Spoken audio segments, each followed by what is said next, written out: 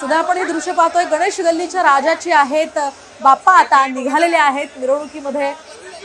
मिरवणुकीला आता सुरुवात झालेली आहे। गणेश गल्लीचा राजा हा मानाचा पहिला गणपती आहे आणि त्यासाठी हे सगळे गणेश भक्त सज्ज झालेले आहेत। मिरवणुकीमध्ये मोठ्या संख्येने गणेश भक्तांनी सहभाग घेतलाय। खरं तर सगळ्यात आधी गणेश गल्लीच्या राजाची मिरवणूक निघत असते आणि त्यानंतर सगळ्या बाप्पाची मिरवणूक निघत असते। मुंबईचा हा राजा सध्या मार्गस्थ झालेला आहे आणि इथे गुलालाची उधळण करत मिरवणुकीमध्ये उत्साहपूर्ण वातावरणात बाप्पाला निरोप देण्यात येतो।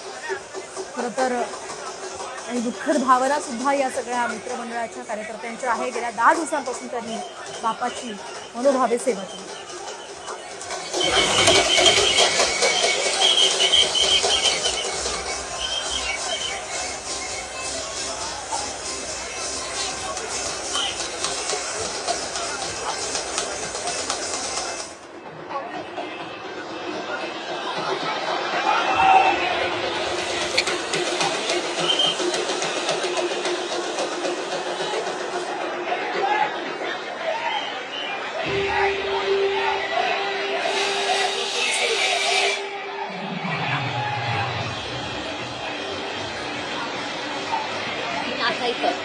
आपण नाचू त्या बिल्डिंगवर नाचूया।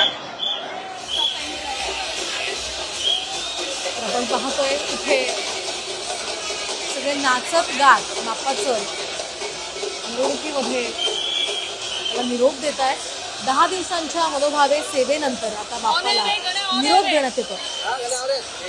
मुंबईच्या राजाचं आता प्रस्थान झालेलं आहे। बाप्पा मार्गस्थ झालेला आहे। यावर्षी ही महाकालची थीम खरं तर मुंबईच्या राजाच्या मित्रमंडळानं साकारली आहे। त्यासाठी अतिशय आकर्षक आणि तितकीच विलोभनीय ही मूर्ती आपण सध्या साम टीव्हीवर पाहतोय। या सगळे अपडेट्स तुम्हाला दिवसभर साम टीव्हीवर पाहायला मिळत आहेत। त्यामुळे सगळ्या मुंबईतले आणि पुण्यातले जे काही मानाचे गणपती असतील त्यांची मिरवणूक तुम्ही अगदी घर बसल्या साम टीव्हीवर पाहू शकताय। सध्या गणेश गल्लीच्या या मुंबईच्या राजाची आरती सुद्धा संपन्न झाली आहे आणि बाप्पा आता मार्गस्थ झाले।